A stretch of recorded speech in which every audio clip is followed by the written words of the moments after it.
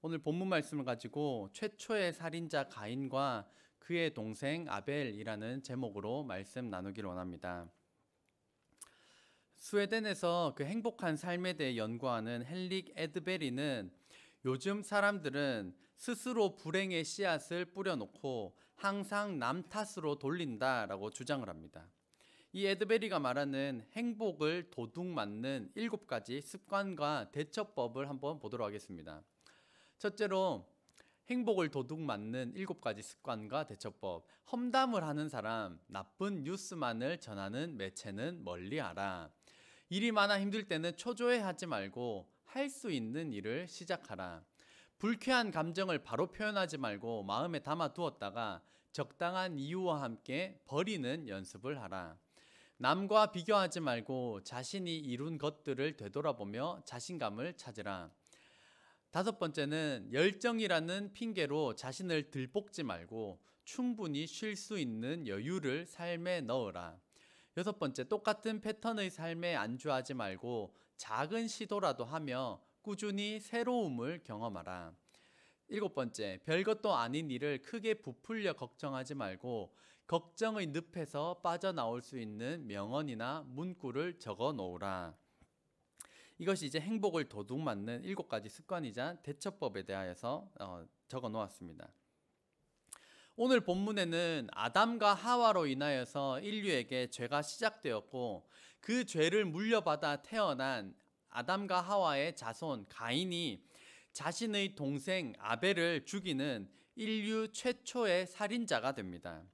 그 과정을 통하여서 죄의 특징들을 살펴보면서 이 죄를 해결할 수 있는 유일한 방법에 대해서 살펴보도록 하겠습니다.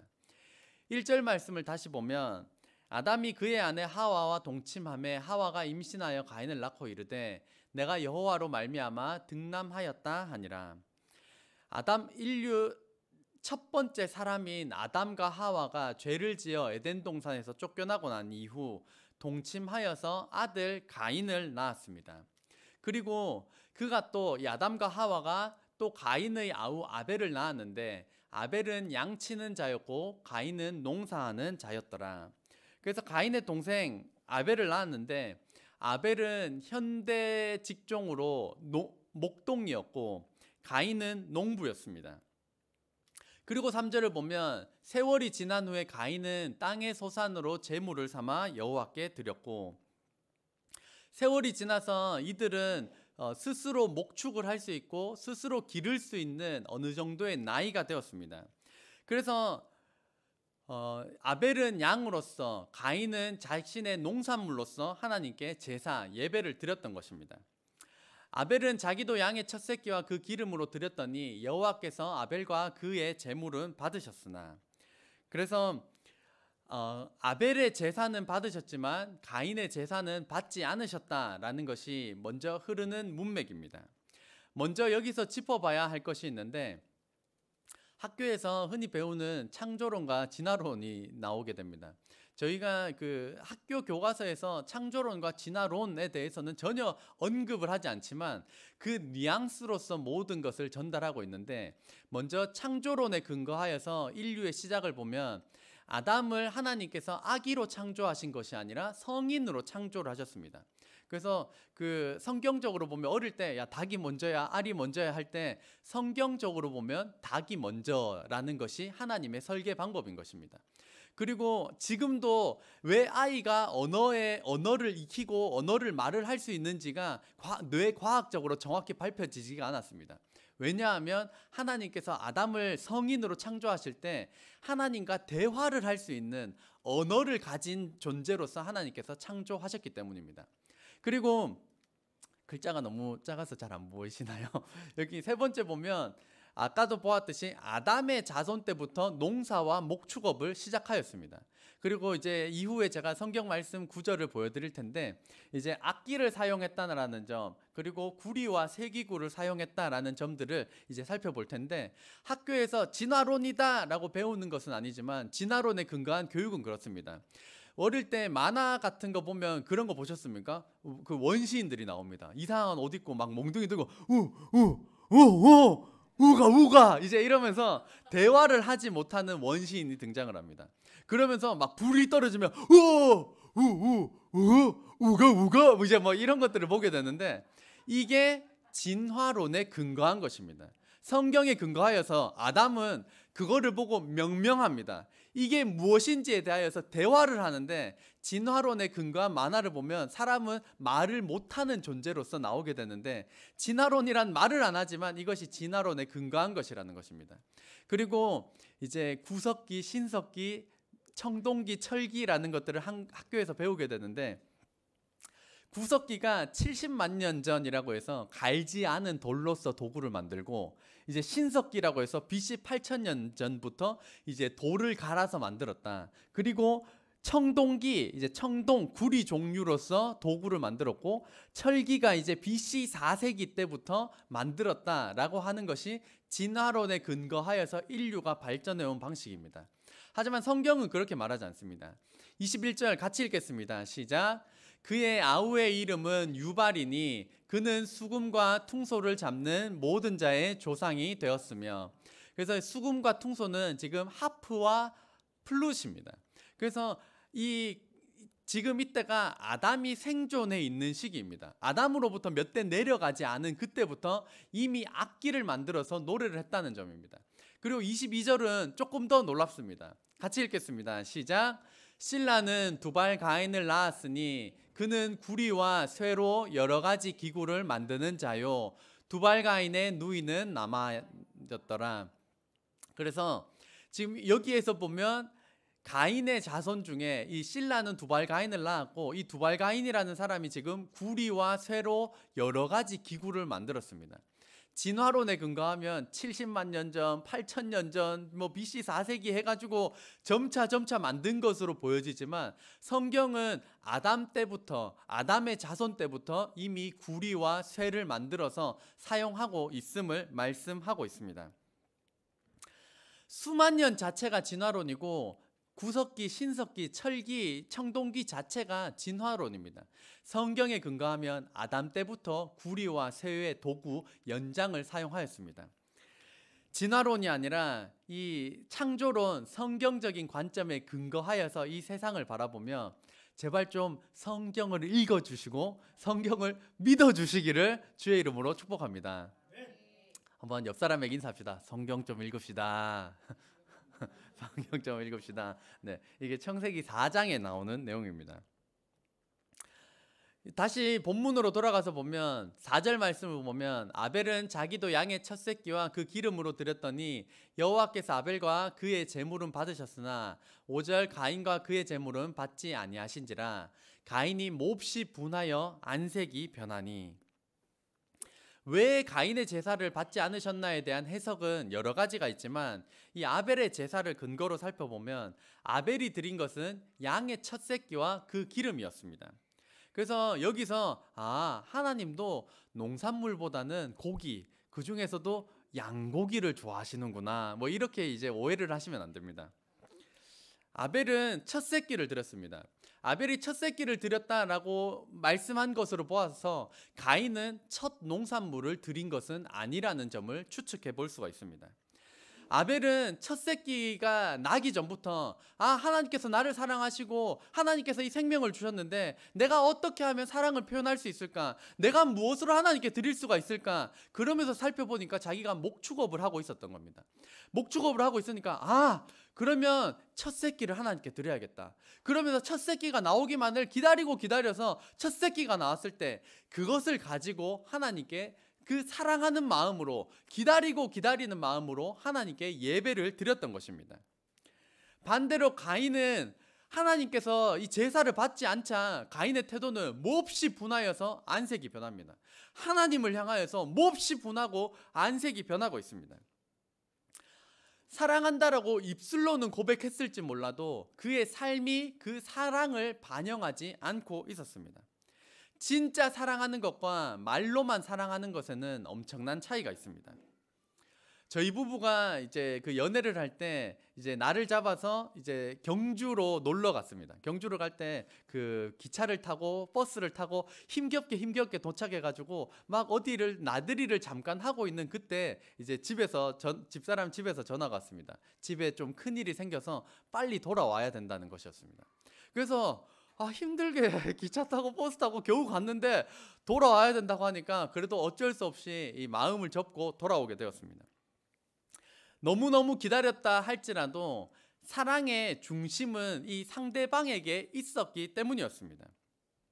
근데 만약에 제가 그때 내가 어떻게 시간을 내서 여기까지 왔는데 감히 내가 이벤트와 선물을 준비했는데 네가 감히 이러면서 제가 손발을 묶어가지고 결박해가지고 이벤트 장소로 끌고 갔다라면 그것은 사랑이 아니라 집착이라든지 병적인 증세에 가까운 사랑이라는 이름 속에 잘못된 것이 분명히 존재한다는 것입니다.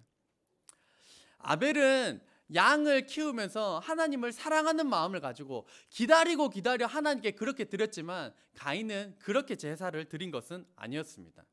그래서 오늘 본문을 통하여서 죄의 특징을 먼저 살펴보면 첫 번째로는 죄의 특징은 분노입니다. 가인과 그의 재물은 받지 아니하신지라 가인이 몹시 분하여 안색이 변하니. 야고보서 1장 20절 말씀은 이렇게 말씀합니다. 한번 같이 읽겠습니다. 시작. 사람이 성내는 것이 하나님의 의를 이루지 못함이라. 아멘.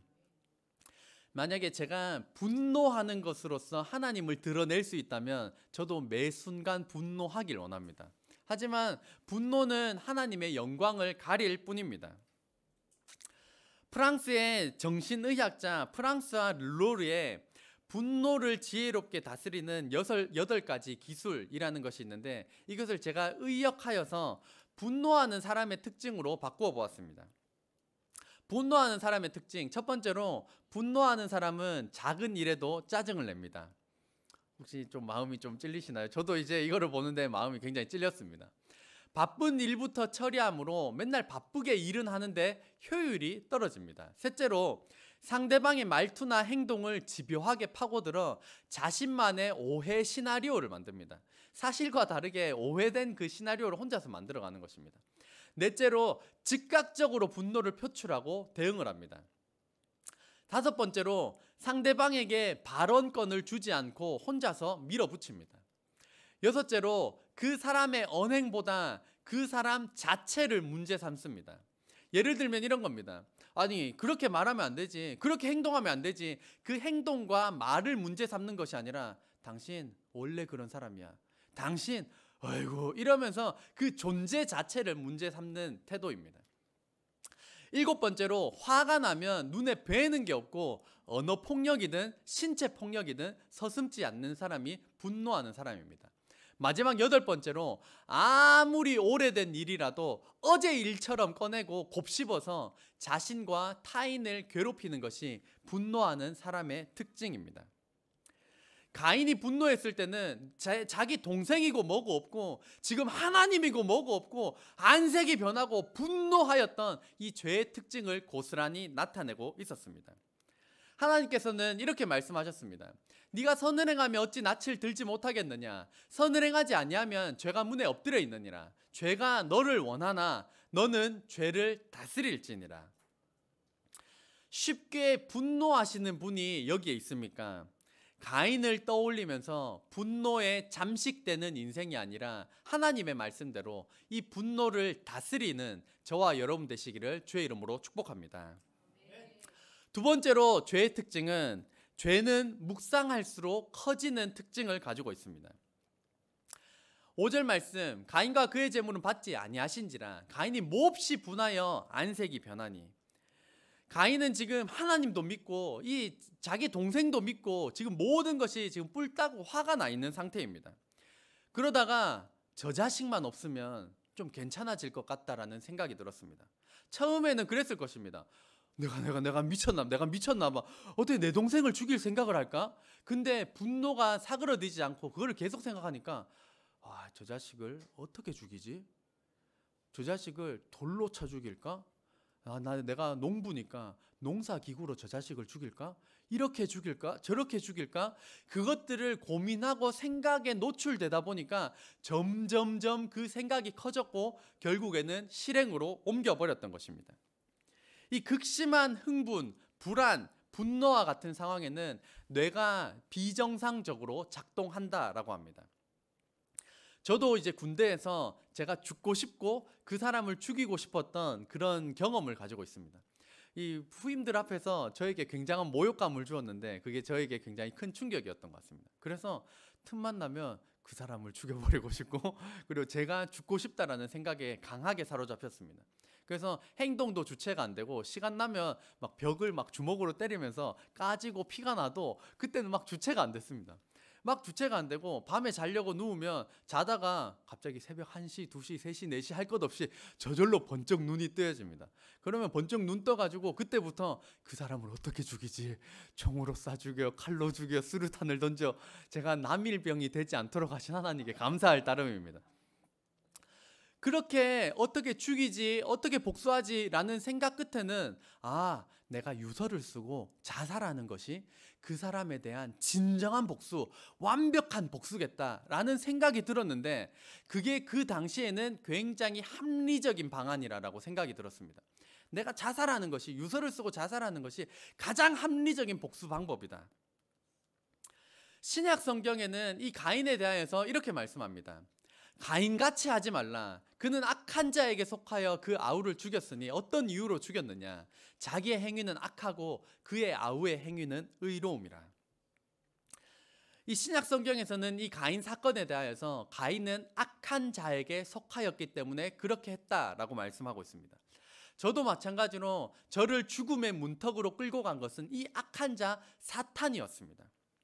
다행히 그 기간에 저는 휴가를 나왔고 믿음의 사람들, 믿음의 집사님들과 함께 교제를 하면서 그리고 하나님의 말씀을 끊임없이 들려주시는 어머님이 계셨기 때문에 이 죽음의 문턱에서 저는 살아나올 수가 있었던 것입니다. 종교개혁자 마틴 루터는 이렇게 말합니다. 한번 같이 읽어보겠습니다. 시작. 새가 내 머리 위를 날아가는 것은 막을 수 없다. 하지만 새가 내 머리 위에 둥지를 틀지 않게는 할 수 있다. 우리는 음란한 생각도 할 수 있고 타락한 생각, 남을 미워하고 살해하고 싶은 그런 충동적인 어떠한 생각들이 우리 마음에 죄인 되었기 때문에 떠오를 수가 있습니다. 하지만 그것을 묵상하고 그것을 점점 키워나가는 일은 우리가 막아야 하는 것입니다. 죄악된 생각은 우리가 그것을 묵상하는 것이 아니라 하나님의 말씀을 묵상하는 저와 여러분 되시기를 주의 이름으로 축복합니다. 세 번째로 이 죄의 특징은 남 탓과 책임 전가입니다. 창세기 3장 11절은 아담과 하와에게 하나님께서 아담에게 말씀하시는 장면입니다. 이르시되 누가 너의 벗었음을 내게 알렸느냐? 내가 너에게 먹지 말라 명한 그 나무 열매를 네가 먹었느냐? 하나님께서 아담에게 직접적으로 물어보셨습니다. 이때 아담의 대답이 가관입니다. 한번 같이 읽겠습니다. 시작. 아담이 이르되 하나님이 주셔서 나와 함께 있게 하신 여자 그가 그 나무 열매를 내게 주므로 내가 먹었나이다. 아멘. 제가 먹었습니다. 제가 잘못했습니다. 이렇게 말하는 것이 아니라 하나님이 내게 주신 저 여자 때문에 제가 먹었습니다. 라고 지금 이렇게 책임 전가를 하고 있다는 것입니다. 제가 잘못했습니다. 그러면 됐을 텐데 저 여잔데 궁극적으로는 저 여자도 하나님께서 주셨습니다. 지금 아담이 이렇게 책임 전가, 남 탓을 하고 있다는 것입니다. 이 죄는 마찬가지로 옮겨집니다. 13절에 보면 여호와 하나님이 여자에게 이르시되 하와에게 말씀하십니다. 네가 어찌하여 이렇게 하였느냐? 여자가 이르되 뱀이 나를 꿰므로 내가 먹었나이다. 제가 먹었습니다. 제가 죄송합니다. 잘못했습니다 하는 것이 아니라 뱀이 줬는데요. 이 하와가 줬는데요. 하와 하나님이 주셨잖아요. 지금 이렇게 남 탓하고 책임 전가를 하고 있다는 사실입니다. 오늘 본문의 가인도 마찬가지입니다. 하나님께서 찾아오셨을 때 제가 잘못했습니다. 어떻게 하면 될까요? 방법을 알려주세요. 이렇게 했으면 되는데 저놈의 자식만 없으면 저놈 탓, 하나님 탓, 이렇게 남 탓하고 있는 것이 이 죄의 결과로 드러난 인간의 탐욕적인 죄악된 마음이라는 것입니다. 1990년대에는 우리나라에 내 탓이요라는 운동이 일어났습니다. 남 탓하지 말고 내 탓으로 돌리자는 운동이었습니다. 이것을 듣고 저희 부부, 저희 가정에서도 하나의 규칙을 세웠습니다. 좋은 일이 있으면 배우자 탓을 하고 나쁜 일이 있으면 내 탓을 하자, 이런 거였습니다. 자녀를 키우다가 잘생겼다 그러면 배우자 닮았다, 못생겼다 공부 못한다 아이고 나 닮아서 그렇지, 이제 이렇게 하자라는 규칙을 세웠습니다. 이게 항상 잘 지켜지는 것은 아니지만 이것을 세워 놓았다 보니까 최근에도 얘가 왜 이 모양이지? 얘가 왜 이렇게 못하지? 그러면 미안해, 날 닮았나 봐, 이러면 크게 문제가 될 것 없이 그냥 넘어갈 수가 있었습니다. 반면에 사람과의 관계든지 부부싸움을 심하게 하는 사람들의 관계를 보면 무조건 남 탓과 니 탓입니다. 남 탓과 니 탓, 배우자 탓으로 거기까지만 돌려도 마음이 상하는데 슬슬슬 이 부모님까지도 끌고 옵니다. 딱 하는 게 장모님 닮았구만 그러면 갑자기 번개 막 불똥이 튑니다. 그런 성격은 시아버지랑 똑같아. 이제 이 말이 오면 이것을 요즘 말로는 이제 패드립이라고 합니다. 이게 패륜과 애드립이라는 말을 섞어서 주로 가족 욕하는 것을 이제 패드립이라고 합니다. 이렇게 가족 욕을 하게 되면 갑자기 밥을 먹다가 지금 뭐라고 했어? 이제 이러면서 처음에 그냥 국이 좀 짜다 싱겁다 이 말로 시작을 했다가 집에서 UFC 격투기를 벌이고 이제 돌이킬 수 없는 그런 지점까지 이르게 되는 것입니다.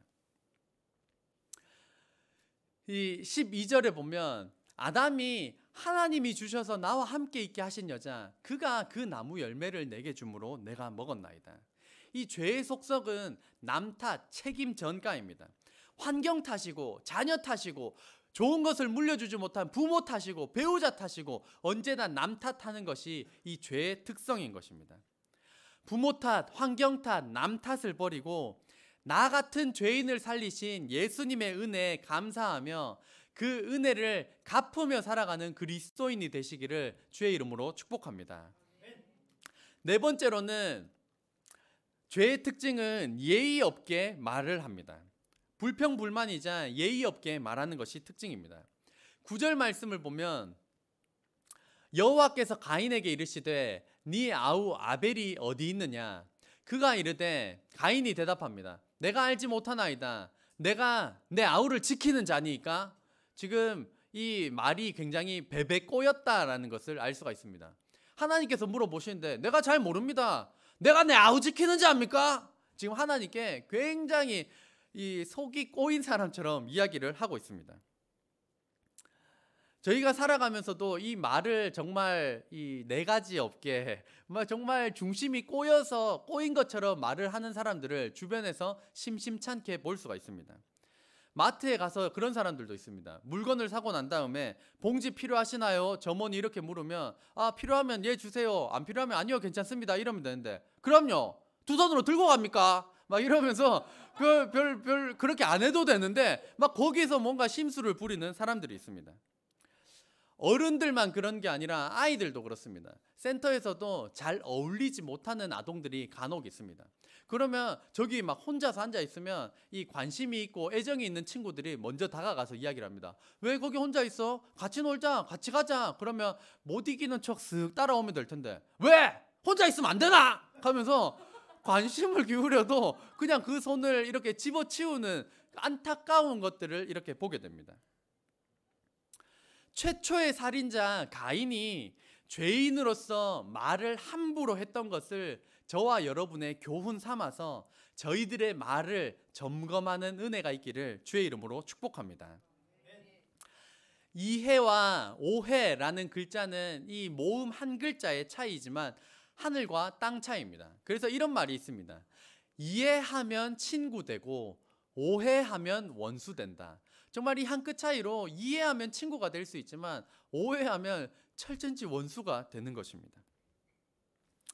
아담과 하와로부터 이 시작된 이 죄의 저주, 이 죄로부터 자유로울 수 있는 영혼은 단 한 사람도 없습니다.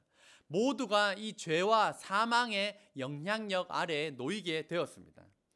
이 죄를 해결하실 수 있는 유일한 분이 바로 예수님이십니다. 하나님의 아들로서 이 땅 가운데 오시고 우리 죄를 대신하여서 고난당하시고 십자가에 달려 돌아가신 이 사실을 믿는 자마다 예수님께서 구원을 베풀어 주셨습니다. 우리 인생에서 경험하는 모든 고통, 고난, 그 모든 원인은 이 죄로부터 시작되었습니다. 이 죄의 문제를 해결하지 않고서는 이 죄로부터 자유로울 수 있는 영혼은 단 한 사람도 없습니다.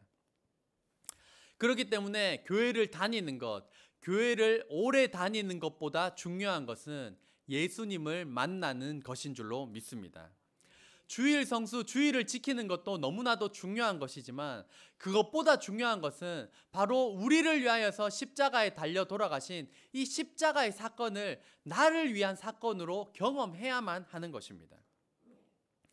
모든 죄와 이 고통의 짐을 짊어지고 십자가에서 우리 대신 해결해 주신 이 예수님을 믿음으로 진정한 자유와 진정한 해방을 경험하고 예배를 통하여서 살아계신 이 예수님을 만나고 성경을 읽음으로 예수님을 경험하는 저와 여러분 되시기를 주의 이름으로 축원합니다. 기도하겠습니다.